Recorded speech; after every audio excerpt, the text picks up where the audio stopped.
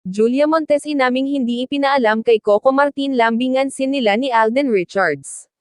Hinihiwalay umano nina Julia Montes at Coco Martin ang kanilang personal at professional life kaya naman hindi raw ipinaalam ng aktres ang lambingan sin nila ni Alden Richards.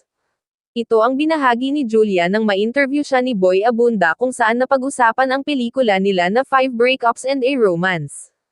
Tanong ni Tito Boy kay Julia kung approve raw ba kay Coco ang intimate scene nilang dalawa ni Alden. Sagot naman ni Julia, siguro po may ano kami, meron kaming pag-uusap ni Coco na pag-work, support.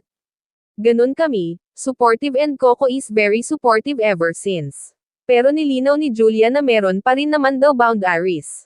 Nilahad ni Julia na ang pelikula nila ni Alden ay tungkol sa love ng couple kaya naman importante raw talaga na maipakita ang happy times nila kabilang na ang intimate moments. So ano nga ba ang naging reaksyon ni Coco rito? Hindi ako nagsasabi. And then nahihiya ako, natatawang sabi ni Julia. Super mahiyain po kasi ako talaga. So, sa part na ta, ginawa ko lang yung film, sinabi ko po yung buong story, and then nagandahan kasi rin siya dun sa synopsis.